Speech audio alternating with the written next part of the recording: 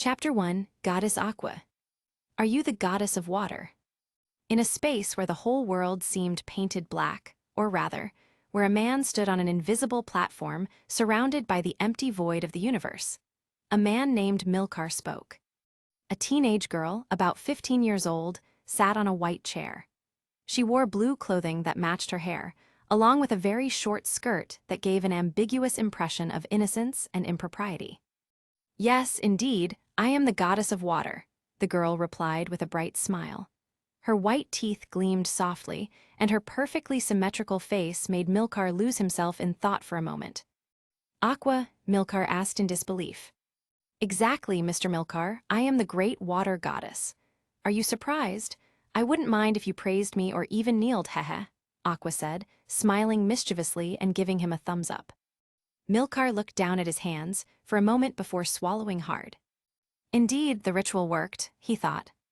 Milcar had been a man living in modern times.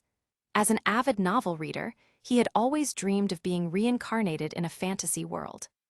While browsing an American forum about Japanese rituals, he stumbled upon one that supposedly allowed a person to travel to their favorite world. The ritual was absurd and gruesome, but desperation had clouded his reason. Lacking money and newly diagnosed with a terminal illness, he saw no other option. It was either wait for a slow, painful death or attempt the ridiculous ritual. So Milcar, in his final act of madness, followed every step, even the fatal one, until everything went black. Now he stood before the water goddess from Blessings for a wonderful world. Milcar clenched his teeth, trying to suppress his rage. Damn it, I was supposed to be reincarnated in the great Demon King world. Why did I end up in Blessings? Konosuba, or whatever it's called, he growled through gritted teeth. The world he had aimed for was Great Demon King. He wanted to replace Brilliant, the one who reincarnated as Hanshuo, cultivate chi, become an archmage, and defeat his enemies one by one. He longed for the path of cultivation, power, and immortality. But now, he was in a world where there were no divine powers, no cultivation, no chance of extending one's life or reaching godhood. A few tears escaped Milcar's eyes as he stared at the goddess in front of him, frustration twisting his face. Hey, do you want to be reincarnated in another world?" Aqua asked, smiling as she puffed out her chest proudly. The small, involuntary movement might have been charming to any man, but Milcar was too furious to notice. "Yes, aren't you supposed to grant me a wish?" Milcar said, trying to suppress the rising anger.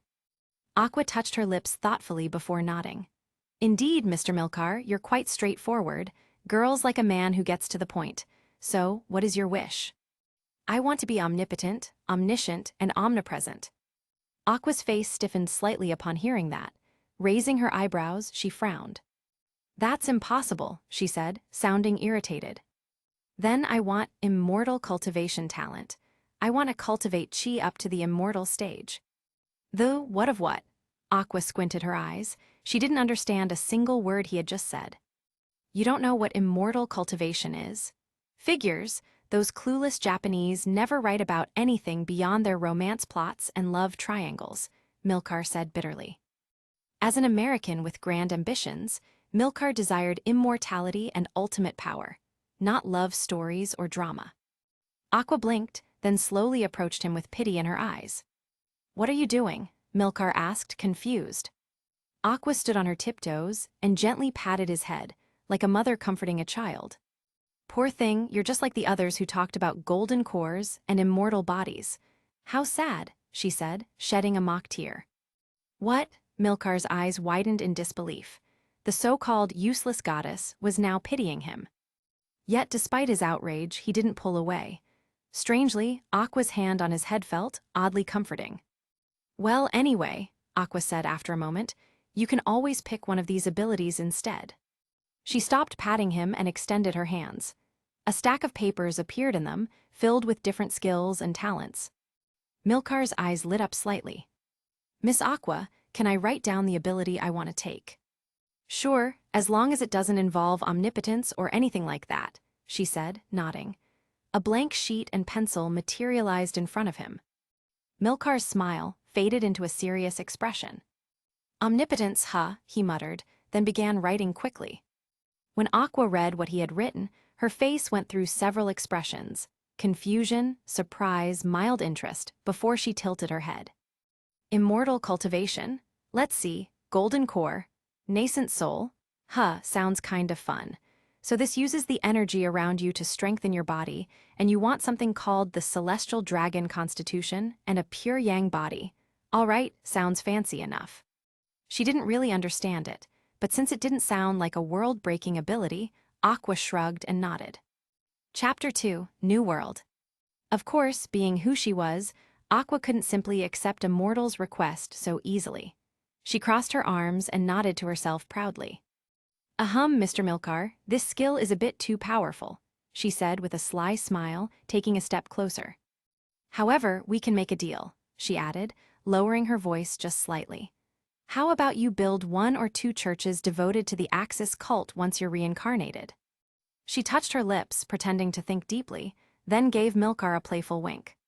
So deal, Aqua smiled brightly, her teeth shining like pearls. For a moment, Milcar blushed and looked away, but quickly regained his composure. Lady Aqua, 2 churches, isn't that a bit too much? He said with a faint grimace, as if the idea of extra work bothered him. Aqua grinned and puffed her chest out proudly. Of course not, think of it as divine partnership. Milcar exhaled and smiled faintly, realizing there was no use arguing with a goddess like her.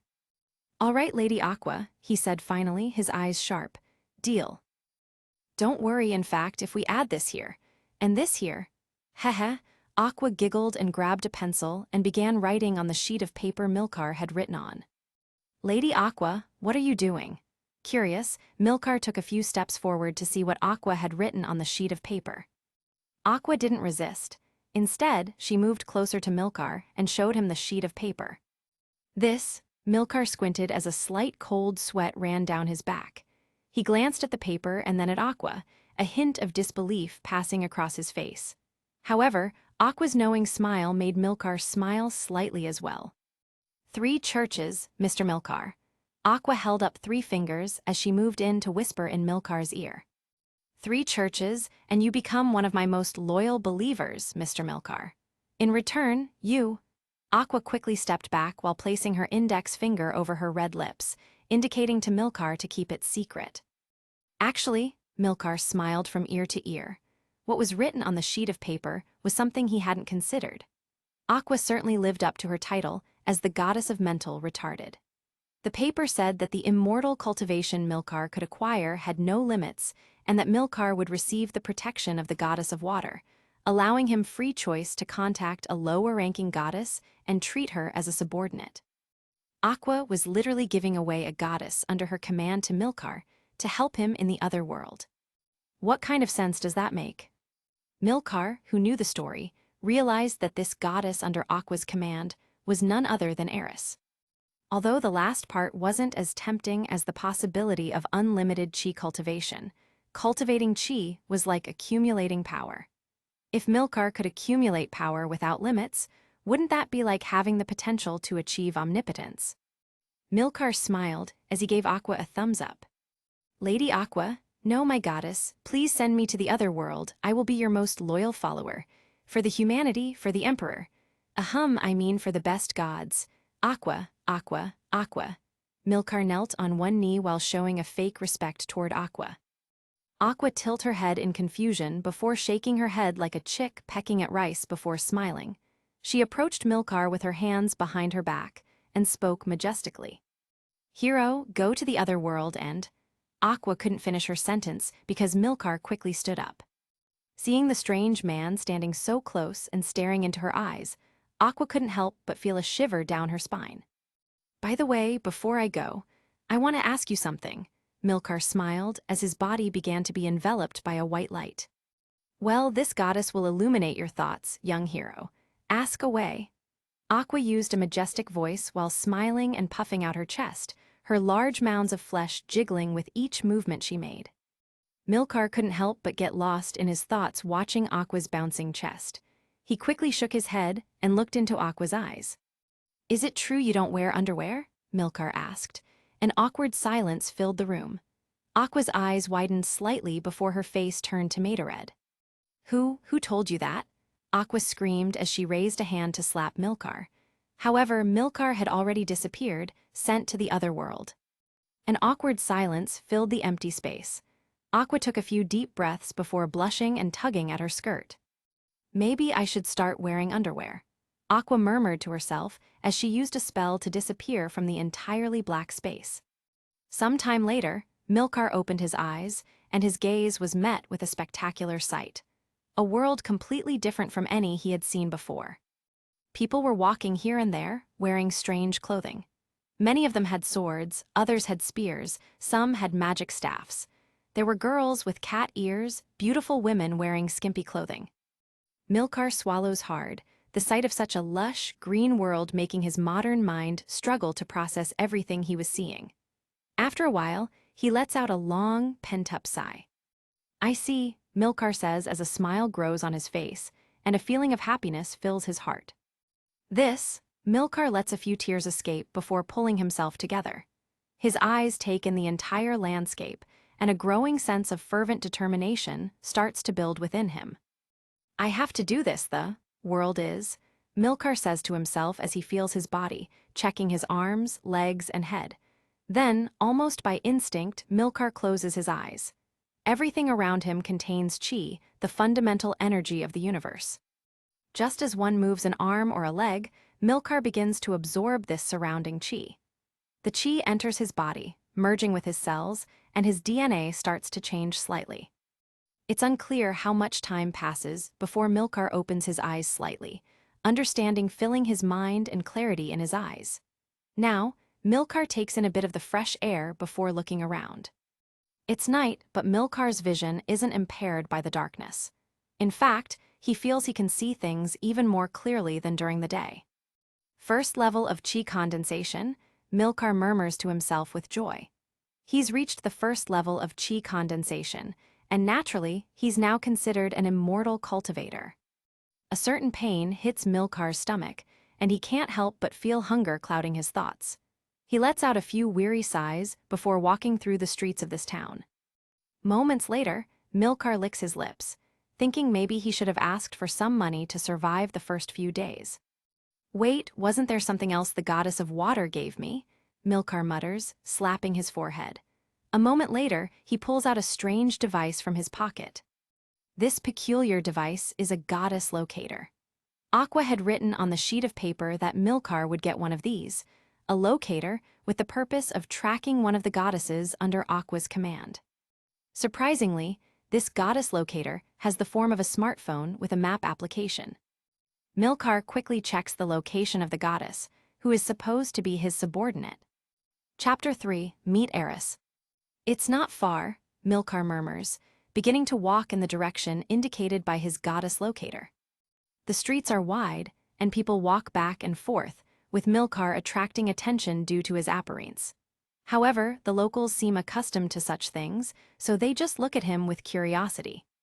After passing through several streets, Milcar arrives at a large building with words resembling hieroglyphs written on a round wooden table sign near the large door of this establishment.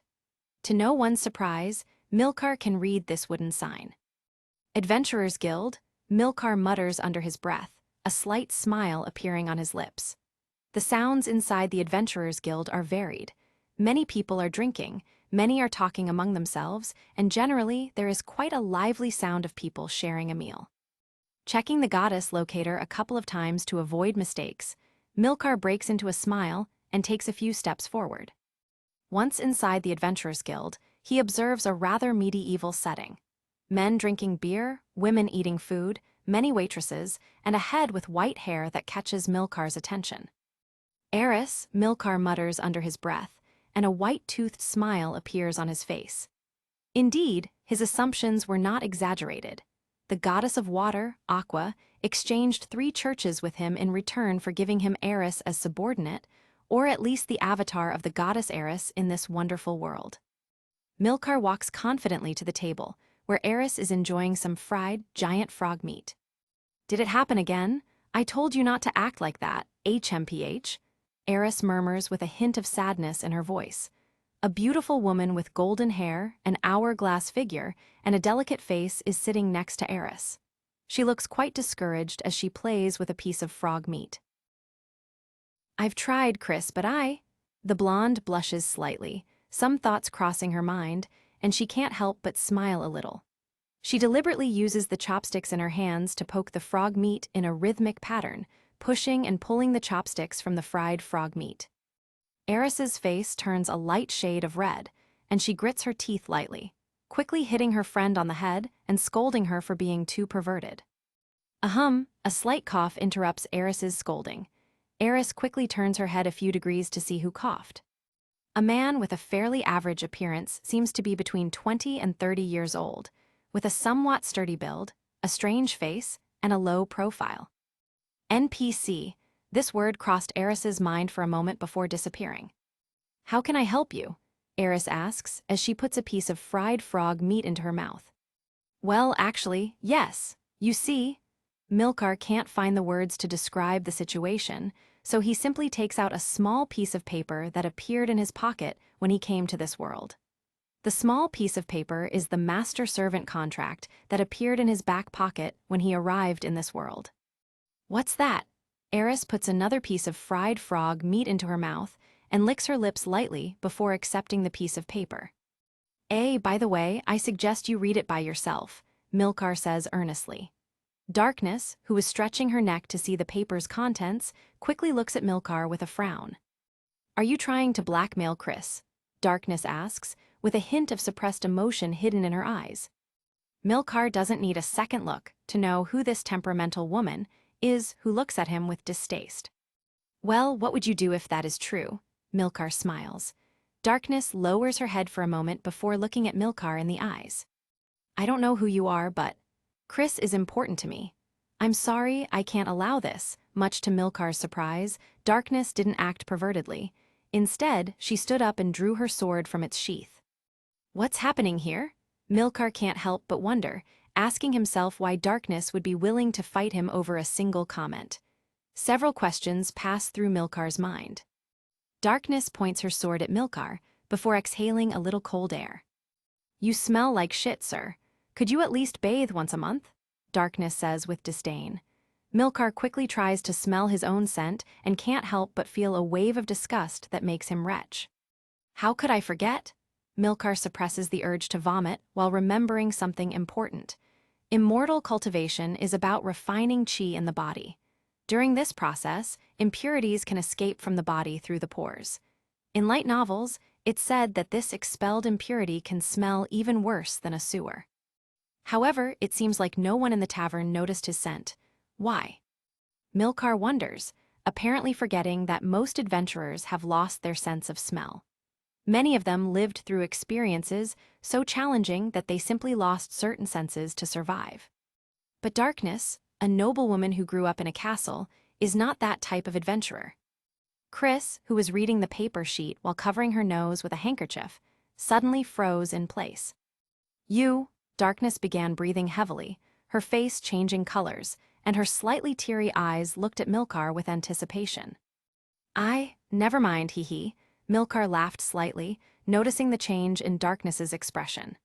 After all, it would be too difficult for him to use his knowledge of the world if certain things changed slightly. Darkness is still darkness. Two lion-like eyes quickly focused on Milcar. Eris is looking at him, breathing heavily, cold sweat running down her spine, and an expression of disbelief on her face. Milcar glanced at Chris, who returned the look. For a moment, there was a slight connection between them, and a kind of seal appeared on Chris's neck and Milcar's neck. Chris wiped the tears that threatened to escape from her teary eyes with her right hand. Her body trembled slightly, her breathing became rapid, and right now, she simply couldn't stop thinking about her future. "Well, lady, it would be easier if we clarified a few things. Milcar forced a smile upon seeing Chris begin to sob. A heavy breathing sound could be heard, quickly drawing Milcar's attention. Raising his head slightly, Milcar could see that Darkness had already taken a few steps toward him, her blushing face and shiny eyes speaking for themselves. "Did you come to make me faint with your body odor that could come from an ancient sewer? Hee, sir. It's not that easy." I. Darkness licked her lips slightly, no longer covering her nose, and her expression was like that of an addict inhaling forbidden substances through her nostrils. Milcar leaned back slightly, opening his eyes and looking at Darkness with some caution. Damn, lady, those are some really filthy preferences. Your husband must be the happiest man in the world. Hee. Milcar swallowed slightly before looking at Eris. Eris had her head down, and the faint sobs escaping from her mouth were barely audible due to Darkness's moans. Her body trembled slightly. I can't, Eris suddenly shouted, tearing the sheet of paper into 1,000 pieces, holding her hands to her head and screaming as if there were no tomorrow. Eris quickly drew dozens of stairs, and the tavern fell silent, with only Darkness's moans and Eris's scream audible. Chapter 4, Darkness. Chris rushes out of the tavern like a headless chicken before anyone can react. Several people look at Chris, then they look at Darkness, then look at Milcar. Many of them murmur quietly, some smile slightly, and others just continue with their meals or drinks. What the FCK, and what about the contract? My contract this. Milcar reacts, cursing in his mind. He doesn't understand why Eris reacted that way. But then again, it's kind of normal that Eris would react like that. Actually, it's a decent outcome that Eris didn't use her divine power to kill Milcar right there and then. After all, a goddess is a goddess, and the pride that comes with being a goddess cannot be easily subdued. Milcar lets out a light sigh, gritting his teeth as his stomach growls softly. He lowers his head, his face filled with sadness. Lady Eris, why, my contract? My gods, Aqua, why? Now I don't have anyone to ask for money from. Milcar mutters under his breath, but his attention is quickly drawn by Darkness. Hey, tell me, what are you planning to do to me? Jedge, are you going to use your body odor to make me faint, then drag me to a house by the beach where you'll force me to have 5 babies? Tell me, you bastard. Milcar watches as Darkness starts to enter a chaotic state. Several adventurers have moved more than 30 feet away from Darkness and Milcar, as Darkness leans in slightly, breathing Milcar's body odor, comparable to a sewer, filling her with both disgust and pleasure at the same time. Hey, unworthy trash, inhuman beast, could it be 10 babies, maybe a big house, Jedge, or perhaps 15 babies? Bastard. Darkness moves her blushing face closer to Milcar's face. Shut up, Milcar stomps hard, his right hand quickly grabbing Darkness's neck. Immediately, the force from the first stage of chi condensation kicks in, and since Darkness is not defending herself and her body is relaxed, Milcar can partially choke her. I can't breathe, 20 bab. Darkness starts moaning louder, her blushing face turning even redder as she quickly pulls out some bills from her pocket. Please, let me go, I have money. Darkness pretends to be the victim and offers money to Milcar. What, lady, I've said it before, you don't need to pay me. I'm a reasonable man, may I help you with something? Maybe some adventure quests. Milcar loosened his grip slightly and swiftly took the coins from Darkness's hands, slipping them into his back pocket. What, aren't you supposed to refuse my money? Darkness thought, blinking in confusion before giving him a sly look. A faint smile appeared on Milcar's face, but a moment later, his hand rested firmly on Darkness's shoulder. Hey! A startled sound escaped Darkness, and several adventurers turned their heads toward the commotion. Many already knew about Darkness's unusual personality, and they simply sighed, shaking their heads. Some women looked at Milcar with clear disapproval. At that moment, a waitress with bunny ears approached quickly. Sir, if you don't leave with your friend, the guild will have to intervene, and you might be banned from returning, she said firmly. Milcar looked over his shoulder, meeting the gazes of several adventurers. That's what inns are for, brother. Just take it outside already. If you want, I'll even pay for your room. The laughter and teasing echoed around them while Darkness's face turned crimson. Milcar, half annoyed, half amused, took her by the arm and led her outside. Where are we going now? I'm a lady, you know. Maybe somewhere more decent, like a 2-story house near the beach, or ouch. Darkness mumbled as she was gently pushed aside. Come on, Darkness, it's not that hard to talk normally. I need to find Eris, Milcar said, his voice calm despite the situation. What, am I not enough company for you? Wait, are you going to look for Chris now? Darkness said with exaggerated dramatics, clutching her chest as wild thoughts filled her mind. But then she blinked, realizing something odd. Wait a second, how do you know my name?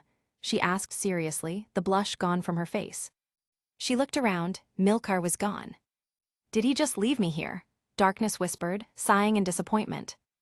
Chapter 5.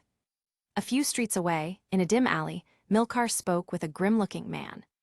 Are you sure about this? The man asked. Milcar nodded. The man shrugged, pocketed a 10,000 heiress note, and grinned. Don't say I didn't warn you. Moments later, several men on a nearby rooftop lifted buckets of water. The first one tipped his over, sending down a cascade of ice-cold, perfumed water. In an instant, Milcar was drenched from head to toe. He gasped at the cold, then laughed heartily as another bucket splashed him. "Ha, now this is refreshing," he shouted, spreading his arms wide as the water kept falling. Unable to find a bath or a river nearby, Milcar had simply hired a few workers to throw scented water on him. Watching him walk away, the grim man shook his head. With this temperature, he's either really tough or completely crazy, he muttered before pocketing the money again. Not long after, Milcar found a clothing store, paid for new clothes, and after some convincing, changed into dry ones. Chapter 5. 4 Kobolds. Where can I find a hotel, a motel, or at least an inn? Milcar murmured, stepping into a dim alley where only a few lamps flickered. I guess this will have to do for tonight, he sighed, lying down and closing his eyes. Meanwhile, in the celestial plane. Aqua, you oya. Eris's voice echoed as she ran through endless darkness. Suddenly, a shining portal appeared ahead, and from it stepped a radiant angel with 2 white wings and a gentle smile. You tell me where Aqua is, I need to face her, Eris demanded. The angel covered her mouth, trying not to laugh. Lady Eris, calm down. Just like Lady Aqua was taken to another world to serve a mortal, you must stay beside your companion, the angel said, giggling softly. That's nonsense, Eris shouted, tears forming in her eyes. The angel straightened her expression and smiled kindly. Good luck defeating the Demon King, Lady Eris, though I think you'll need more than luck. Before Eris could answer, a bright light surrounded her and she vanished. The angel chuckled softly. Well, looks like there's a goddess position open now, she said to herself. The next day. Eris, where are you? Milcar whispered as he walked through a vast green field. That morning, after registering as an adventurer, he had taken the assassin class. He had hoped to find Eris and ask for guidance, but she was nowhere to be found. Still, he accepted a quest to hunt kobolds and set off toward the forest. Milcar had some money left from Darkness's gift, but it would only last a few weeks. His dream was to buy a small house outside of town, raise chickens, grow vegetables, and practice chi cultivation. If I get strong enough, he muttered, clenching his fists, even the Demon King will have to kneel, well, if she's a girl, maybe. A mischievous grin spread across his face. Then, suddenly, he heard a faint sound in the distance. Milcar quickly adopted a serious expression, tightened his grip on his golden spear and wooden shield that he had previously purchased, and headed forward, jumping from tree to tree like a ninja. You can't, remember, patience is the virtue of a good kobold. In a small kobold settlement with more than 100 kobolds, a 1-meter-tall red kobold scolded a 3-meter-tall gray kobold. The gray kobold bowed his head and apologized to the red kobold, and not far from him, there was a small crater in the ground. The mixture is working correctly, but the ratio between ingredients isn't right. A 1-meter-tall yellow kobold approached the red kobold and spoke with a small smile. In the kobold village with more than 100 kobolds, all were gray kobolds, and there was a hierarchy. All gray kobolds were subordinated to 4 colored kobolds. The red kobold, the yellow kobold, the green kobold, and the blue kobold are the bosses here. The yellow kobold was about to continue speaking. However, several gray kobolds quickly felt their hairs stand on end.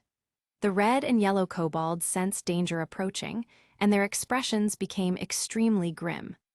Several gray kobolds formed a defensive formation, facing in one direction. Defensive formation? A green kobold quickly shouted. Several gray kobolds formed multiple defensive lines and looked in a single direction. Suddenly, the trees where the kobolds were looking began to tremble, the wind picked up slightly, and a sense of danger passed through the hearts of several kobolds. On a tree branch, a person appeared carrying a wooden shield and a golden spear. This person is none other than Milcar.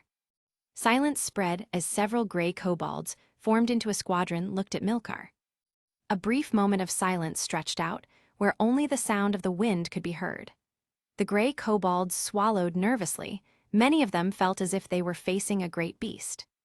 Milcar crouched, ready to engage in combat despite having no prior combat experience. At this moment, a brightly colored green kobold leaped over the entire squadron of gray kobolds. The body of this gray kobold was muscular, but its muscles were defined and well-marked, suitable for agility. Shout crash. Green! The green kobold landed on both feet, moved his feet continuously, and shouted with joy before assuming a position similar to that of runners before running. After the green kobold, a red kobold also jumped over the gray kobolds. Ha ha ha, I am the red one. The red kobold landed on both feet. This kobold looked like a bodybuilder. His muscles were large and massive, his appearance intimidating. The red kobold struck a bodybuilding pose, as if he were holding up the world. Blue, hovering in the air above the gray kobolds, a skinny blue kobold shouted. He waved a blue stick while placing his hand on his chest and bowing slightly. Chapter 6, Battle. Milcar can't hide the surprise exploding in his mind. What does this mean? Milcar breathes a little too quickly. His experience tells him that something incredible must have happened for these colored kobolds to exist. For a moment, Milcar thinks about retreating, but can he? Ha ha ha, human, did you like our presentation? The red kobold laughs heartily, taking a few steps forward. Milcar steps back cautiously, a shiver running down his spine. Attack him, Green! The red kobold shouts as he points a finger at Milcar. In just a moment, the green kobold charges, reaching speeds of over 50 miles per hour almost instantly. Milcar opens his eyes wide in surprise and barely manages to raise his shield in front of him. The green kobold smiles as she pulls a dagger from her back pocket and swings it toward Milcar's shield. Clang! The green kobold's dagger pierces through Milcar's wooden shield, sending him flying a few meters back. Milcar lets out a grunt, quickly regaining his balance and landing on his feet after being sent flying a few meters. A sharp pain comes from his forearm, and Milcar feels his hand losing strength as his grip on the shield strap loosens. Milcar lets the shield fall to the ground, his left arm hanging uselessly, indicating that he sustained damage that cut the tendons in his forearm. How is this possible? Isn't this supposed to be the beginner's zone? Milcar's confidence in his own power drops more than 50%. Milcar looks ahead, the green kobold is eyeing him mischievously, lightly licking the blade of her dagger and grinning. A green. A green. A green. Several gray kobolds chant the name of the green kobold enthusiastically. Green, don't be like that, leave some for us. Heh. The red kobold steps forward. The green kobold immediately shakes her head. No, I have to do it, I like this human. The green kobold blushes slightly. There was a brief silence as the red and blue kobolds looked at the green one with wide eyes. Are you serious? The red kobold asks in disbelief. Exactly, heh. Even though, excuse me, Handosome, Altuf were of different species. I've fallen in love. Jedge, the taste of your blood is. The green kobold blushes slightly. She looks at Milcar with desire in her eyes, carefully licking the last trace of Milcar's blood from her dagger with affection. Milcar's face turns pale, his previous fear replaced by determination. The chi in his entire body erupts, and his body is covered by a thin layer of chi. Sorry, what the heck are we talking about? Milcar said with disbelief. You are lucky. My sister here wants your body, congratulations, it's your destiny. Now, just give up, you'll be a member of our kobold tribe. The red kobold shouts with pride. Milcar swallows lightly, glancing at the humanoid green kobold with a dragon-like head. His eyes grow cold and dangerous. Never, you're dreaming. Milcar shouts as he grins with his yellowed teeth, tightening his grip on his golden spear. His internal chi is now boiling with power. The green kobold didn't seem upset. Instead, she let out a soft giggle, her eyes sparkling. I like difficult men. I like when the men don't want intimacy, but then, when I have their bodies in my hands, well, they beg for more. The desire. Tell me, handsome, do you know God? C is someone magnificent, something incredible. Only by knowing can you know the truth. The kobold seems experienced and speaks with flirtatiousness. I'm sorry, Aqua. Looks like I'll die for my recklessness. I don't think that green kobold will let me escape, Milcar thinks to himself, a slight regret crossing his mind. If he had known this would happen, he would have chosen a different ability. What is the truth? Milcar asks with a frown and his heart racing. The truth belongs to those who seek it, and we have been searching for a long time. Don't worry, close your eyes, let me have your body, you will be my man, my king.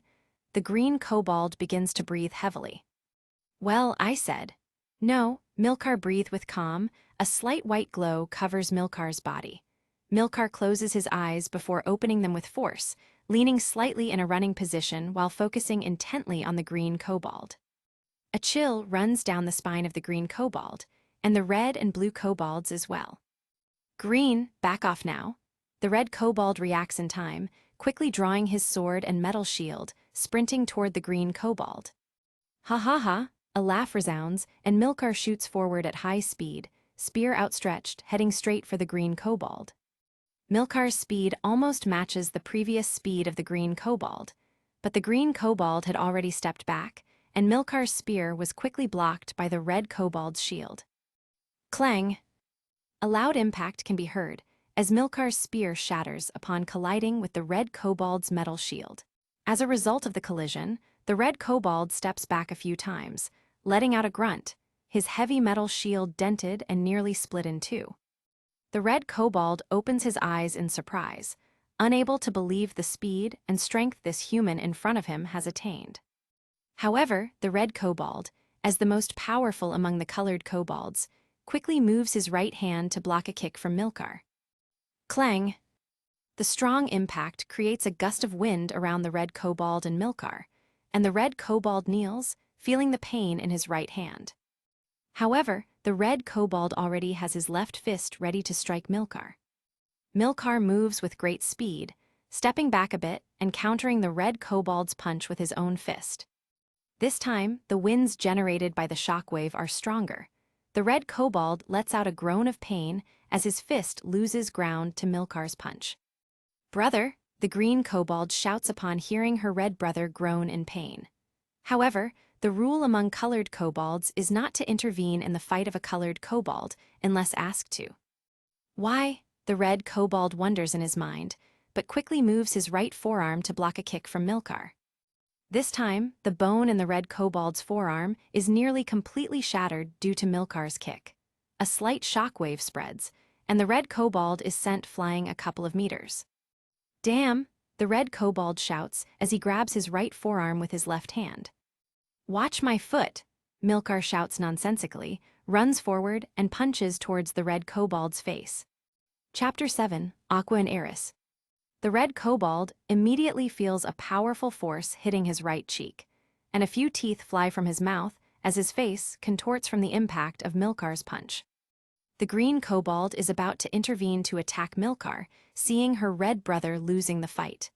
However, a sudden fog appears out of nowhere, blanketing the entire battlefield, blinding the green kobold. No one kobold can see anything. A sudden fog has appeared everywhere. A faint sound is heard, and Milcar, surprised by the smoke, feels delicate hands grab him around the waist before being dragged away.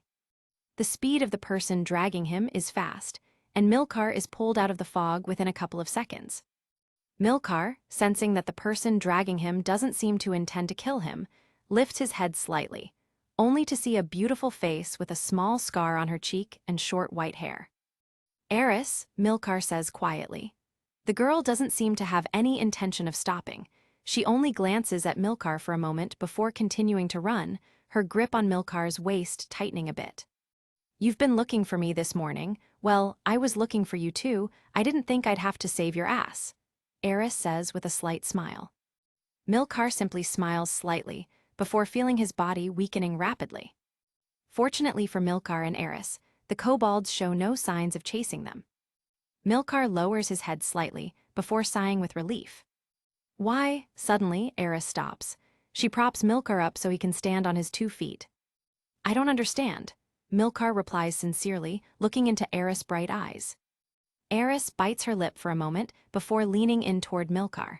Her face inches gradually closer to Milcar's. You're lying. Why ask me to be your subordinate? You could have asked for a powerful ability, Eris asks seriously. Milcar lets out a slight groan as he feels his organs turning to mush. Well, would you believe me if I told you it was Aqua's idea? Milcar smiles nervously as he feels Eris' face getting closer. Eris quickly pulls back and sighs resentfully. Well, maybe that makes more sense, but still, you should have refused. What in the world does it mean for a goddess to be the subordinate of a mortal? Eris mutters resentfully before picking Milcar up over her shoulder like a sack of potatoes. Let's go, Eris curses before running in a specific direction. Where are we going? Milcar asks. Eris lets out a faint devilish laugh. We need to heal you. Your ability. I can tell that the power you just used has drained all your vitality. If we don't do something, you'll die, Eris says calmly. There was a brief silence before Milcar laughed out loud. Thanks, for saving me, ha, Eris. Milcar smiles. Eris doesn't respond, but she lowers her head slightly, mutters something under her breath, and continues running. In a construction site, several workers laugh heartily. Aqua, in a uniform unbecoming of a goddess, paints a wall gracefully, and several workers compliment her. Kazuma, barely able to lift 2 bricks, watches with envy. In this lively scene, Eris appears suddenly with Milcar on her shoulders. Aqua, who is smiling while painting the wall, feels someone looking at her. She quickly turns to the right with mild curiosity. Aqua's eyes show no emotion, and she tilts her head in confusion. Eris rushes over to Aqua, and it doesn't take long before Eris stands right in front of Aqua. Aqua, Eris murmurs in a somber voice. Aqua tilts her head slightly, indicating her confusion. Do I know you? Aqua asks with a slight smile. She waves her hand slightly to hand something to Eris. There was a brief silence. Eris's breathing becomes rapid, her red eyes glaring at Aqua with murderous intent, but she manages to calm the rising feelings in her heart. What the hell is that, Lady Aqua, you? Eris asks, seeing Aqua pointing a fist at her. Aqua squints her eyes before smiling with her white teeth. She opens her hand, revealing what she had inside her fist, a classic candy from the novice town of Axel. You're beautiful, a girl with white hair, Jejej. I wanted to give you one of my favorite candies, but since you're so rude, well. Sorry. Aqua apologizes slightly before retracting her hand and tucking the small candy into one of her pockets. Eris opens her eyes wide, almost spitting out a mouthful of blood due to her rage. She clenches her teeth tightly, then takes a couple of deep breaths to calm down, before lowering Milcar from her shoulders. Heal him, Eris murmurs in a low voice. Aqua tilts her head in confusion before looking at the man the girl in front of her has laid down on the ground. You, Aqua shouts with obvious surprise in her voice. Several workers watch Aqua with curiosity, but they feel intimidated by the deathly expression on Eris's face. From a distance, Kazuma observes Aqua and Eris with curiosity. Milcar, who was breathing with difficulty and was about to lose consciousness, looks curiously at a beautiful face. The blue hair shines slightly, and her face, smeared with some fresh cement, seems quite familiar. Milcar smiles faintly. Do you remember me now, Lady Aqua? Eris asks with contained anger. I'm sorry, but why did you bring your dying husband to Lord Arquin's construction site? Jejej, is this some weird fetish of yours? Aqua asks seriously, looking into Eris's eyes. You bitch, you! Aqua, the gods of water, rather. The goddess of mental retardation. Eris breathes rapidly as if her body is starting to collapse from growing anger. However, Eris still retains her composure and looks at Aqua with seriousness. Heal him, Eris orders. I refuse. How can you have such a dirty mouth? Do you kiss your husband with that dirty mouth? Aqua tilts her head with firmness. I can't heal your dying husband. I don't even know you. please, you're interrupting my work, and besides, that's not the way to ask for favors. Aqua speaks seriously, then tries to return to the construction site to continue painting walls, but a hand on her shoulder stops her movements. Aqua looks at Eris with a smug smile. Lady Aqua, please, Eris spits out these words with rage and tearful eyes. Aqua grins from ear to ear. Heh, well, if you call me Goddess Aqua and pledge your loyalty to me for life, maybe I'll consider it. Aqua puffs out her chest with pride. If you do it, I'll give you 10,000 Eris, Eris murmurs. Aqua's eyes widen slightly, and she smiles even more broadly. Sorry for my previous words, lady, you should have said this earlier. I, Aqua, will do my best to save your husband's life. Chapter 8, Little Fight. Aqua says with firmness as she leans slightly toward Eris. She quickly crouches down and touches Milcar's chest. Moments later, a blue light envelops Milcar's body. Aqua swiftly rises and extends a hand toward Eris. Money, Aqua states, but at that moment, Eris slightly slides her hand over her cheek where she has a scar. In just a moment, the scar on Eris's cheek disappears, her hair begins to grow longer, and her eye color changes slightly. Aqua watches this with her mouth open and her eyes shining. Lady Aqua, do you remember me now? Eris asks. You're amazing. Teach me that trick. Heh. Aqua smiles as she grabs one of Eris's hands. The next moment, Eris can feel something small in her hand. I'll pay you well. One of my favorite sweets. It's not just any candy, it's a candy that's even worth devouring, heh. Now, can you teach me that trick to lengthen your hair? Aqua smiles widely at Eris. I can't take it anymore. Eris pulls some of her hair while screaming in rage. She quickly grabs Aqua by the shoulders and looks her in the eyes. Eris, Aqua exclaims in surprise, gritting her teeth slightly. Eris smiles broadly before lunging toward Aqua. Today I have to kill you. I will bring flowers to your grave. Lady Aqua, from now on, there will be no more water goddess. Eris screams before lunging, her hands aiming straight for Aqua's neck. Milcar wakes up and quickly gets to his feet. He glances at his hands briefly before starting to breathe calmly. Damn, I thought I was ready to reincarnate. What a shame. Maybe if I die, I could go to the world of the great demon king. Ah, Fanny, Lisa, me precious Lisa, that hand-shoe do not know how to love you. But this world isn't too bad, Milcar says with a smile as he breathes the fresh air and looks around. Hey you, yes you. From behind, Kazuma murmurs softly, prompting Milcar to turn around to see a classic Japanese man, or better, a classic Japanese teenager. In his short time in this world, Milcar has never seen someone with Asian features, so seeing Kazuma is a slight surprise for him. Kazuma is also slightly taken aback when he sees Milcar. Milcar's features are Western, and both Milcar and Kazuma have the same thought at this moment. You, both Milcar and Kazuma exclaim, their surprise written on their faces as they speak simultaneously. Then both smile widely. Milcar opens his arms, and Kazuma smiles, shedding a tear. Brother from another world. Brother from another world. They both shout and approach each other for a hug, like brothers who haven't seen each other in a long time. Though Kazuma and Milcar have never met before, both know why they are in this world, and they share a slight sense of brotherhood. Was it hard dying in your other life to come to this world where God doesn't crap? Milcar asks, with a few tears escaping his eyes. Although he has always tried to deny it, cutting off his own penis to perform the ritual was truly an experience Milcar does not wish to repeat. Kazuma nods slightly, his various feelings of grievance surfacing as he murmurs a few words of lament. Brother, it's been hard. Kazuma murmurs softly before breaking the embrace with Milcar. Not only did I die a virgin in my other life, but I was also punished by having to take care of that useless goddess. Kazuma sheds some light tears. Aqua, suddenly, Milcar asks, a smile appears on his face. Well, she's a little stupid, but she has good abilities. I would like to have her abilities, I mean resurrection and stuff. Milcar murmurs while Kazuma shakes his head. No, brother, forget it, Kazuma said. A moment later, Milcar squints his eyes. Hey, by the way, where's Eris? Milcar realizes Eris isn't near him and asks with curiosity. Well, if you mean that girl with white hair, she's over there. Kazuma replies with a happy smile while pointing to a specific location. Milcar quickly turns to look in the direction Kazuma is pointing, and his eyes widen in surprise. Lady Aqua, Lady Eris, Milcar shouts as he opens his eyes in surprise and quickly runs to stop the fight between the two girls. A moment later, Milcar, Eris, Aqua, and Kazuma had to leave the construction site, all while Kazuma fervently apologized to the site owner.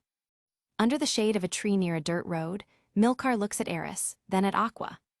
Eris's hair is all messy, her face is smudged with dirt, mud, and some blood. Aqua, on the other hand, is smiling slightly. Although her clothes are stained with dirt and her hair is disheveled, there's no trace of blood on her face or body. "Heh, I knew you'd find me, my faithful believer," Aqua says with a smile, directing a contemplative gaze at Milcar. "I can say life smiled at you after I sent you to this world. You must have accumulated quite a bit of money, so, please, could you give me some money?" Aqua bends slightly, enough for Milcar to get a better view of her ample chest, as she extends a hand toward Milcar. "Bitch," Eris murmurs slightly, lowering her head in shame. How could she lose in a hand-to-hand fight with Aqua? Eris still can't believe it, and can only curse this water goddess. I wouldn't mind giving you some money, but I really don't have much either." Milcar sighs with disappointment before his eyes widen with a hint of surprise. Aqua raises her head, ready to ask for money using some kind of strategy, like crying or saying she has 2 kids at her home waiting for her to bring them food. Chapter 9, Giant Toads is coming. However, Milcar smiles widely. "Let's go so everyone can bathe, then you'll register at the Adventurers Guild, then we'll take on a mission and we'll have money," Milcar says, his voice leaving no room for doubt. Immediately, Kazuma looks at Milcar with shining eyes. What does this mean? It means he wouldn't have to work as a laborer anymore and could have a true experience of life in a magical world. However, Eris quickly grabs Milcar's arm, leaning in slightly to whisper in Milcar's ear. "We can't." Before Eris can continue speaking, Milcar raises his right hand to cover Eris's small mouth with a finger. Milcar smiles as he watches the astonished Eris, a trace of embarrassment spreading to her cheeks. "Don't worry, Aqua can bring us good luck." Milcar smiles, Eris's embarrassment quickly turning to annoyance. Eris opens her mouth to bite Milcar's finger, but Milcar withdraws his hand in time and turns away. "Come on, it's still early, and we can get a good mission." Milcar speaks without leaving room for complaints. "Yes," Kazuma shouts and walks behind Milcar. Aqua mumbles something about sweets before chasing after Milcar, and Eris simply sighs before following Milcar.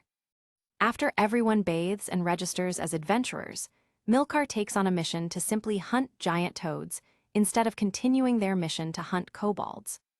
The mission to hunt giant toads is the lowest level mission, and Milcar believes that this time, nothing like elite giant toads would appear. As Milcar's group walks through a green meadow, Aqua lightly tugs at the hem of Milcar's shirt. "HMPH?" Milcar murmurs something difficult to understand before turning his head towards Aqua. Aqua gives Milcar a smile with white teeth as she extends her right hand. "Do you like cinnamon sweets?" Milcar asks.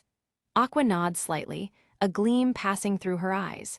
Then Milcar takes out a cinnamon sweet he previously bought in the village of Axel and places it in Aqua's hands.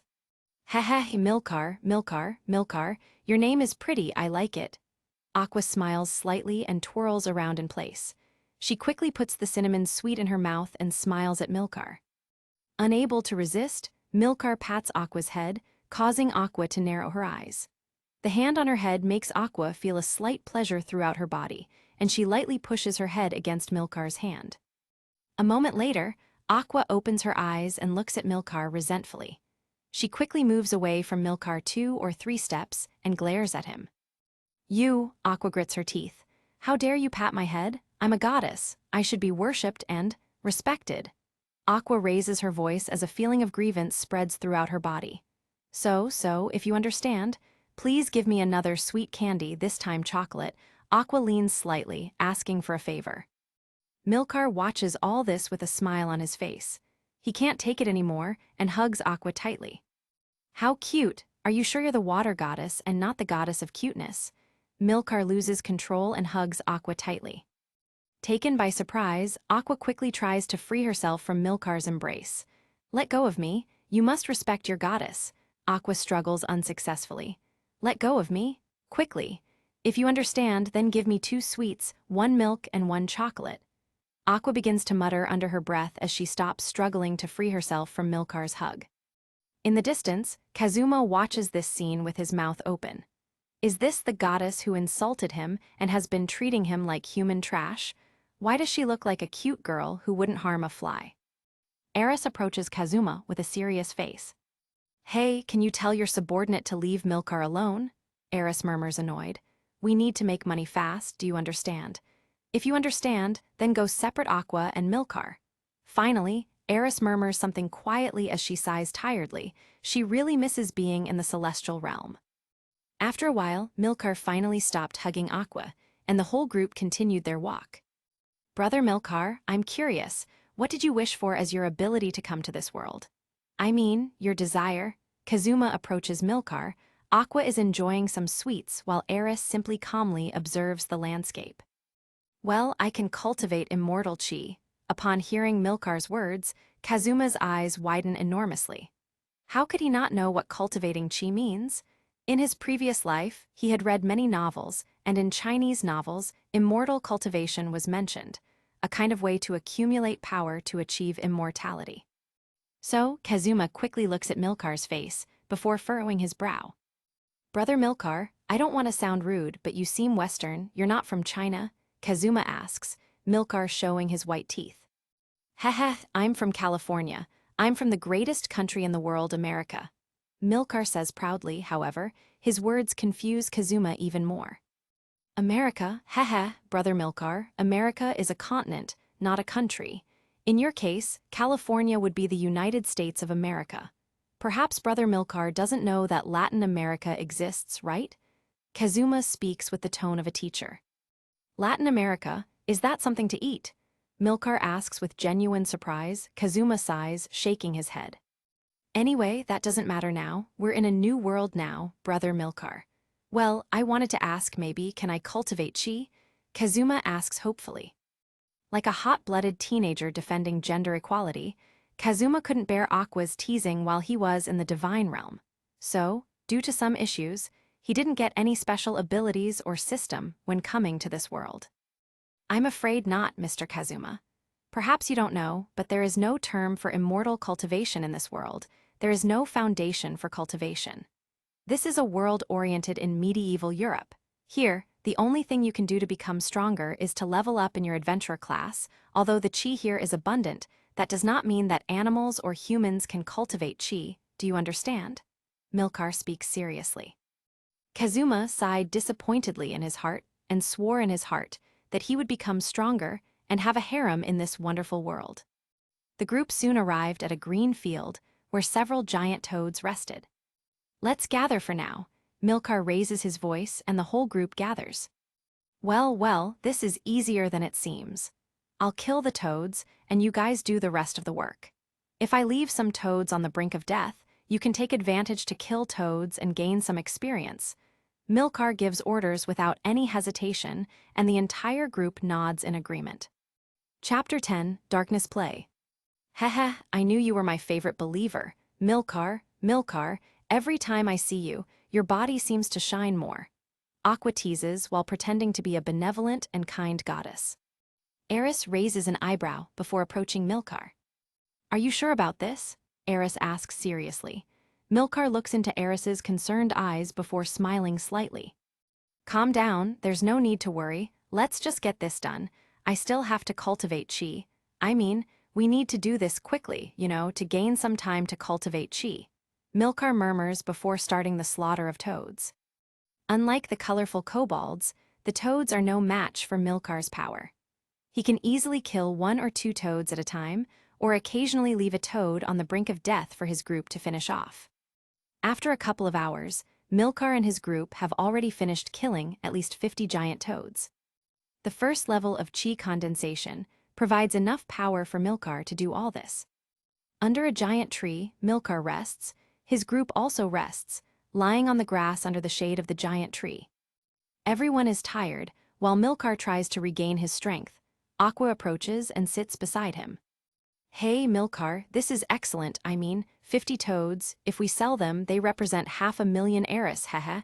We can buy many things with that money. Well, now, don't you forget something? Aqua smiles at Milcar. Then, Milcar quickly takes out a chocolate candy from his pocket to give it to Aqua. However, Aqua doesn't snatch the candy from Milcar's hands, as in some previous cases. Instead, Aqua looks at Milcar with resentment. Do you think I'm a goddess who only thinks about candy sweets? You, Tusk, I'm a goddess, the goddess of water, if you understand then. Then hug me, please. Aqua lowers her head as a blush appears on her face. Milcar chuckles softly before pulling Aqua by the waist and holding her in a hug. Milcar grabs Aqua's body and makes her sit on his lap before embracing her against his chest. You, what are you supposed to? Aqua murmurs with a delicate and almost inaudible voice as she closes her eyes. She simply lets her body relax while leaning her head against Milcar's chest. From a distance, Eris watches this scene with a somewhat reluctant expression. Even though she hasn't known Milcar for long, Eris is surprised that someone can make Aqua behave in that way. Isn't Aqua supposed to be a goddess who only thinks about herself and liquor? Eris doesn't understand. Aqua is behaving like a silly girl.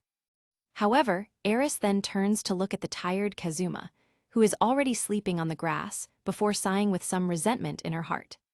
Time passes at cruising speed, and several hours have passed. After the group rests for a few hours, they return to the Adventurers Guild, so that the guild staff can take care of the toad bodies in the forest. The mission to hunt toads has been completed, and the group received a reward of 500,000 eris plus a bonus of 300,000 eris for the massive hunting of giant toads. It seems that toad meat is a scarce ingredient in the Adventurers Guild. Now, as nightfall approaches, Milcar's group is dining at the Adventurers Guild Tavern. Today I want to toast to Brother Milcar, a true man who has come into our lives only to improve. Kazuma raises a beer mug and looks sympathetically at Milcar. Haha, though it's a good start, Milcar, remember you still owe me something. Aqua grins mischievously as she raises a beer mug. Eris observes the cheerful atmosphere and can't help but smile. Well, it's good that you're here, let's toast to that. Eris scratches her cheek out of an old habit while smiling sincerely. By the way, although the reward this time has reached a delicious 800k, you guys will only receive 100,000 eris each. Milcar's words were like a comet falling to the earth. A slight silence spreads before a smile paints the faces of Kazuma, Aqua, and Eris. Well, you're the leader after all. I think you deserve a big part of the reward, Kazuma murmurs calmly before banging the table. Do you think I would say that? Do you take us for fools? Kazuma is about to jump on Milcar to hit him, but Eris quickly stops him. Kazuma, haha, isn't it okay? It's 100,000 eris. Eris tries to calm Kazuma down. But in fact, Kazuma was just trying to sound brave. He didn't actually intend to jump on Milcar. After all, Milcar has enough strength to kill him. In the face of all this, Aqua eats and drinks as if there's no tomorrow, ignoring the conversation. Occasionally, Aqua lifts her head to look at Milcar. Then, Aqua cuts a piece of meat with her knife, and with the meat skewered on the fork, Aqua directs the fork to Milcar's mouth. Looking at all this with a calm face, a blonde girl with a beautiful body and ostentatious clothes walks calmly and tranquilly.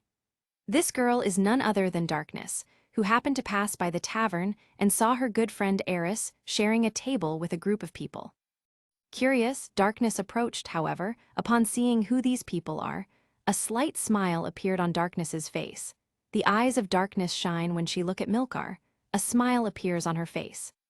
Approaching like a lion approaches its prey, Darkness takes several steps forward. Upon seeing Milcar being fed by a beautiful girl with blue hair, a mischievous smile passes over Darkness's face. She approaches until she is noticed by Milcar's group, then she quickly walks over to Milcar. "Husband!" Darkness shouts before running and stopping near Milcar. She lifts Milcar by the arm before hugging him tightly. There was a slight silence. Eris drops her fork onto her plate, making a slight sound. Kazuma observes this scene with envy, and Aqua opens her eyes with surprise. A slight murderous intent passes through Aqua's heart as she coldly observes this seductive blonde woman. What the hell? Milcar raises his voice as he tries to free himself, however. He quickly realizes that it is impossible for him to break free. The two masses of darkness's flesh are pressed against Milcar's chest. A scent of roses enters his nose, and he feels how darkness's breath warms his body. The defined and seductive body of this blonde makes Milcar swallow slightly. Surprise fills Milcar's heart at this moment. Milcar tries to free himself using his strength, however. How is it possible that he can't free himself? This is the first time since he reached the first stage of chi condensation that Milcar is truly surpassed in strength. Not even when he fought against the red kobold did he feel the sense of defeat that grows within his heart. Darkness! At this moment, Eris is the first to react. She shouts before standing up and grabbing Darkness's right shoulder. Sorry, I'm just playing.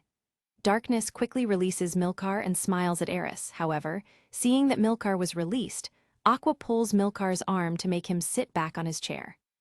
Aqua moves her chair closer to Milcar's while observing Darkness with coldness. Aqua's thoughts are mysterious at this moment.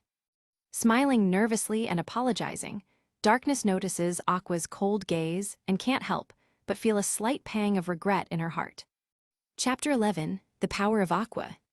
Tisk, forget about it for now, ahem. Eris clears her throat before turning to Kazuma, Aqua, and Milcar. Quickly noticing the tension in the air caused by Aqua, Eris nervously smiles before speaking. She's Darkness, a friend. Don't take what she does seriously. She just plays around occasionally. Eris bows slightly as if apologizing. You're insulting me in public. You! Darkness gazes at Eris with bright eyes, causing Eris to scratch her head in annoyance. By the way, it's a good time. Why don't you join the group we're forming? At this moment, Aqua intervenes with a smile. She looks at Darkness while smiling kindly. While Aqua happily smiles at Darkness, a somewhat strange sensation spreads through the place. Darkness looks into Aqua's pure blue eyes with some disbelief. A moment later, Darkness smiles and nods slightly. Well, I wouldn't mind, as long as we have some challenging missions. Remember, I'm a paladin and a tank. Don't forget to use me as a shield, understand? If yes, then, Jejej, I wouldn't mind if you use me from time to time. Darkness says while patting her chest and looking to Milcar as if pledging loyalty to her lord. There was a moment of silence as Darkness simply stared at Milcar, then at the smiling Aqua. At this moment, Kazuma stands up and looks at Darkness with shining eyes. After all, how could Kazuma not feel a slight flutter in his heart upon seeing this beautiful blonde woman? Kazuma, who doesn't know Darkness's true nature, is now shining with excitement. Lady, why don't you join us? Of course, I'll pay for whatever you ask, Kazuma says like a gentleman. He bows slightly while showing a flattering smile. A loud laughter spreads across the table. The one laughing is none other than Milcar, Mr. Kazuma, really? Milcar smiles widely, looking at Kazuma with bright eyes. Kazuma grits his teeth with some annoyance, however. Before Kazuma could attempt to respond to Milcar's words, Darkness simply took a chair near Milcar and sat there. Darkness's eyes, though calm and peace, cannot hide the growing disdain to Kazuma in her heart.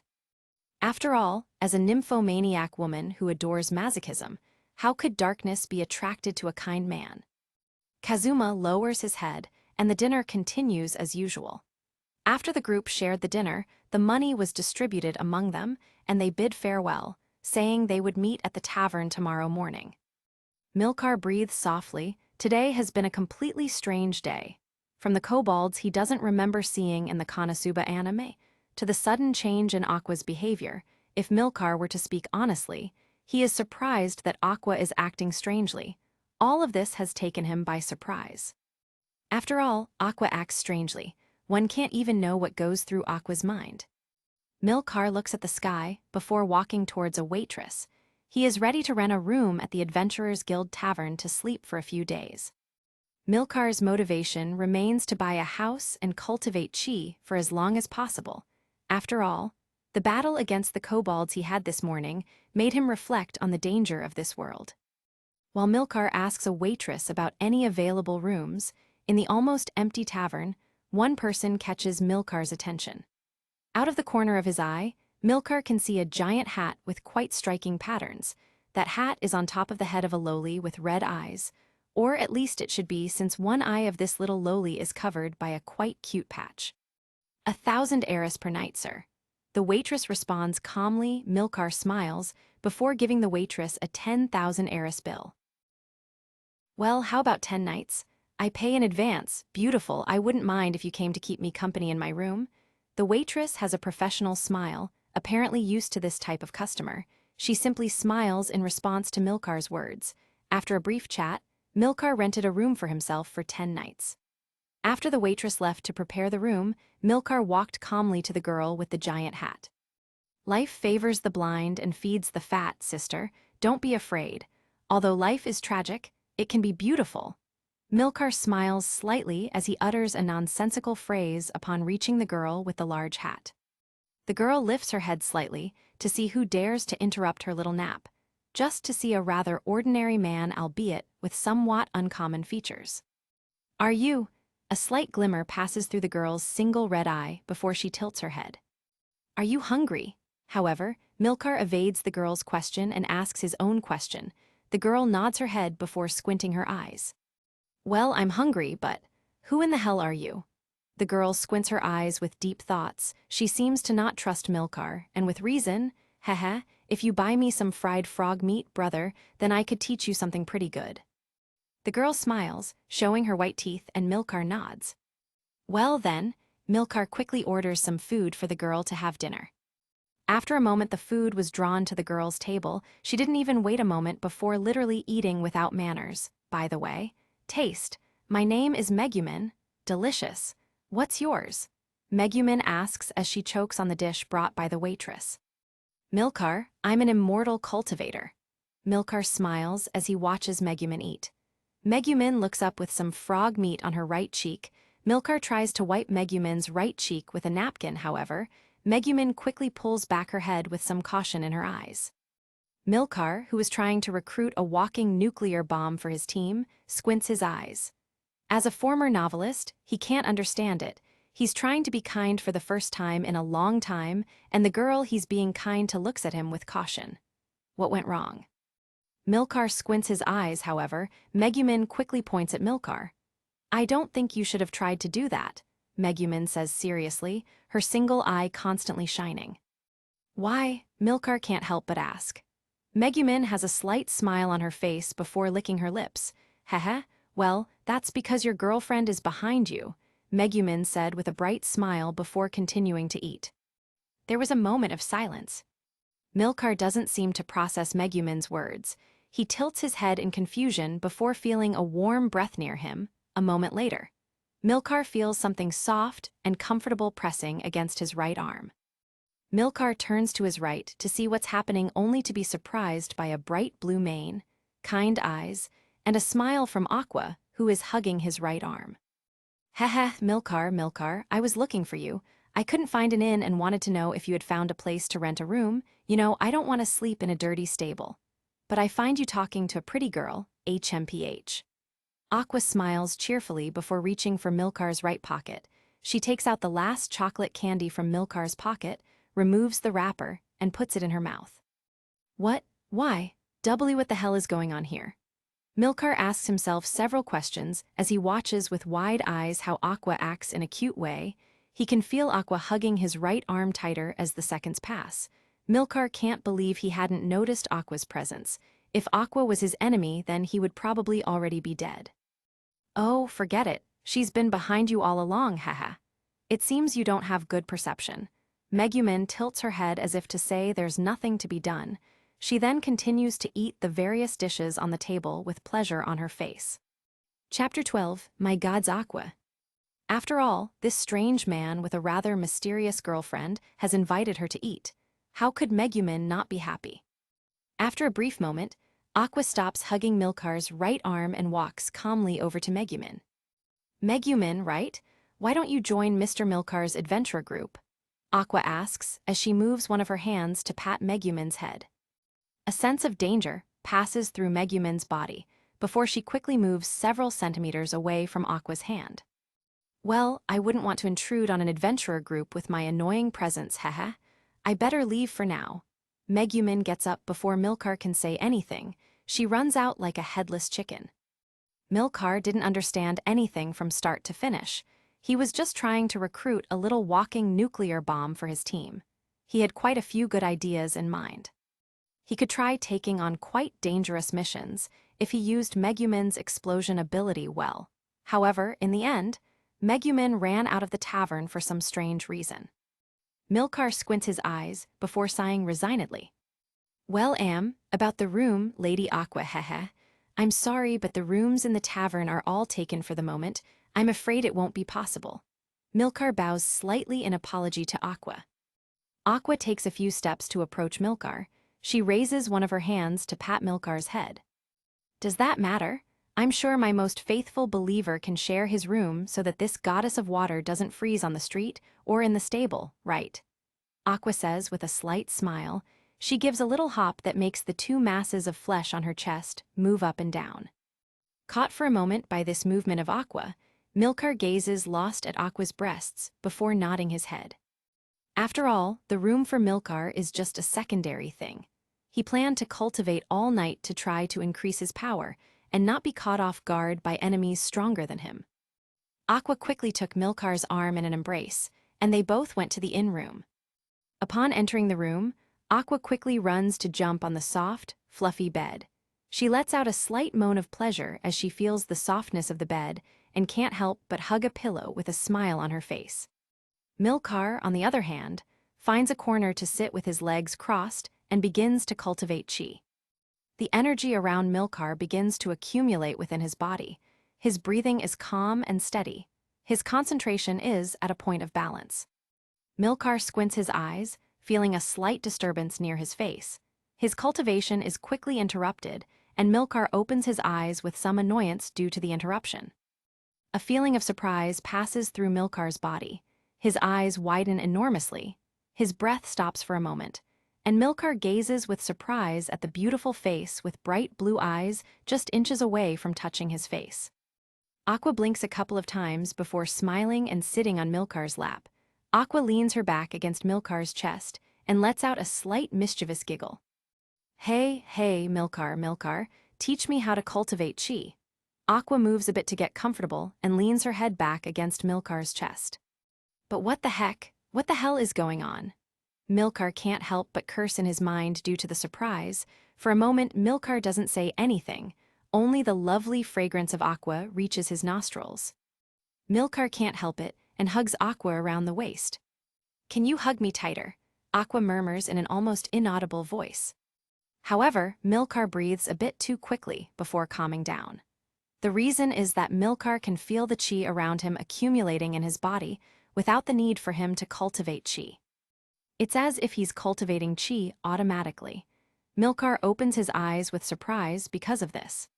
Quickly, Milcar tries to focus on cultivating chi, magically discovering that his speed for cultivating chi is 3 times faster than before. Opening his eyes with surprise, Milcar can't contain the growing happiness that floods his entire body. Aqua tilts her head back a bit to see why Milcar is acting so strange, only to be surprised a moment later. Aqua, you're my goddess of luck. Milcar shouts with joy before kissing Aqua on the cheek and embracing her tightly. Aqua's face quickly flushes with shyness, and she starts to stutter. You? What? Aqua lowers her head slightly while feeling the warmth of Milcar's body. However, a moment later, Aqua grits her teeth. You're just another believer, how dare you? I'm a goddess, a goddess. If you understand that then, kiss me a couple more times. HMPH. Please, Aqua murmurs with a completely red face. Milcar opens his eyes with surprise before smiling happily. Milcar wastes no time and kisses Aqua on her cheek a couple more times before trying to cultivate chi again. However, before Milcar can do anything, Aqua quickly moves her head a bit more so that Milcar's lips meet hers. Kiss. Milcar's eyes widen enormously. What did this goddess just do? A feeling of pleasure passes through Milcar's entire skin as he feels Aqua's soft lips. For a moment, a thought passes through Milcar's mind: subdue a goddess. Feeling Aqua's soft and sweet lips, Milcar wastes no time. He immediately increases the intensity by embracing Aqua, savoring Aqua's lips, running his hands down Aqua's smooth back to her slender waist. Aqua's firm but soft waist feels great. The silk clothing caresses the palms of his hands, and the heat of Aqua's body slowly begins to suffocate him. However, reason is still the reason, and Milcar has priorities, one of which is to become more powerful. After a minute, Milcar slowly pulls away from Aqua's lips. He smiles as Aqua lowers her head in embarrassment. Milcar's eyes widen. This time the chi that his body automatically collects has increased slightly. Also, Milcar can now see small bright white dots around him. These bright dots are automatically heading towards his body and Aqua's body. Chapter 13, New Mission. Milcar can't help but feel a rapidly growing sense of euphoria spreading to every part of his body and making pleasure course through every pore. His smile widens as he lightly grabs Aqua's head, lifts it, and kisses her again, this time with more intensity. Aqua closes her eyes, her body relaxes, and she lets out a light, contained moan of pleasure. Milcar's hands slide down Aqua's waist until they touch the small of Aqua's back. A few moments later, Milcar checks his ability to cultivate chi again, only to discover, disappointed, that his ability to cultivate chi automatically hasn't increased in intensity. I guess, Milcar shakes his head. Aqua leans against his chest, murmuring something under her breath, not ready to meet Milcar's gaze. Aqua, Milcar murmurs, but Aqua doesn't respond, simply resting her body against his. She seems to have fallen asleep, but that couldn't be possible. Aqua, I love you, you're beautiful and, well, I really like your goddess outfit. I mean, can you at least say a word? Milcar says with a smile.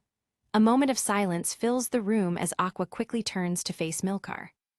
Aqua's hair falls slightly forward. Her eyes are shiny and perfectly blue like the sea. Her red lips tremble slightly as she blushes deeply. I won't say it.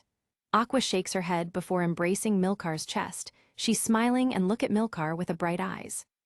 A moment of silence, lasting several minutes, fills the room as Aqua simply presses her head against Milcar's chest, his steady heartbeat strangely comforting to her. Teach me how to cultivate chi. Suddenly, Aqua speaks, turning her head to look at Milcar. HMPH. Milcar smiles mysteriously, but he was already expecting this question. After all, he had noticed earlier that Aqua was naturally accumulating chi in her body. It's as if Aqua, like Milcar, is a magnet for chi. Although the speed at which chi accumulates in Aqua's body is much slower than the speed at which Milcar's body accumulates chi.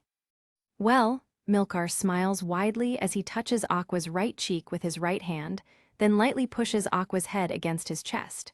You just have to follow these steps. Time cruises by as they rest embraced in a corner, Aqua and Milcar focusing on cultivating chi. Hours pass, and soon it's a new day. Milcar slightly opens his eyes. The speed at which he can now cultivate chi is much higher than before, but he still needs to cultivate chi for more hours to enter the second stage of chi condensation.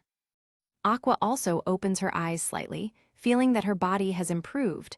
Her vision has become slightly sharper, and all her senses have slightly leveled up.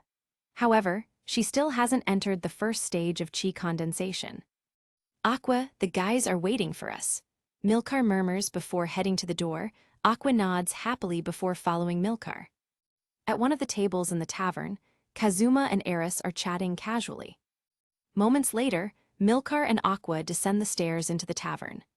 Eris and Kazuma quickly glance at Aqua and Milcar, their eyes narrowing with curiosity. The time has come, haha, Mr. Kazuma, Lady Eris. Today I want to try something different. Approaching the table where Eris and Kazuma were, Milcar says with a smile. Brother Milcar, you and Aqua were. What? Kazuma squints his eyes before shaking his head. He's not the kind of man to pry into others' private moments. Hey, has Aqua found a boyfriend? Doesn't seem like it, or maybe she has, well, who knows? Eris murmurs quietly before walking up to Milcar. The group quickly chose a special mission to hunt down some goblins and left the tavern. Walking through a green field, Milcar observes his surroundings, a slight sense of peace passing through his body as he looks at this completely green landscape. As he walks further, the trees become denser. Birdsong accompanies his walk. The moist earth emits its peculiar smell, and the forest becomes richer in trees and greenery. I heard there was an attack on a neighboring village a few days ago. Suddenly, Kazuma murmurs somewhat loudly, Eris looks at him with curiosity, and Milcar does the same. Feeling the two gazes upon him, Kazuma quickly shakes his head. Before Kazuma or anyone can say anything, a person dressed in yellow and white quickly steps into the group's path. Milcar squints his eyes as he looks ahead. His eyes then go from shock to surprise. "Darkness," Eris exclaims in surprise. "You guys, really? Have you forgotten about me, your tank, your protector, your shield of flesh, damn it? HMPH, did you forget that you invited me to join your group yesterday?" Darkness mutters with a face full of grievance, lowering her head, and tears threaten to fall from her eyes. There was a brief moment of silence, as Darkness looked seriously at the four people in front of her. "Well, to put it bluntly, I forgot that Aqua had invited you to the group last night, heh." Milcar laughs slightly, downplaying the matter. Darkness swallows and looks at Kazuma, Aqua, and Eris, but they simply tilt their heads to avoid looking into Darkness's eyes. Darkness stomps her foot before a smile spreads across her face. "Heh, abandoned by my team. Sorry, perhaps could you abandon me at a goblin camp? Those guys are lecherous and have no scruples when it comes to taking women as sexual objects. I mean, I forgive you, these things can happen. What mission are we doing?" Darkness quickly changes her attitude to a more cheerful one and asks with a smile. After a brief explanation, Darkness begins to fantasize again about a story of a maiden being captured by a group of goblins. As the group walks led by Milcar, Milcar squints his eyes with some caution.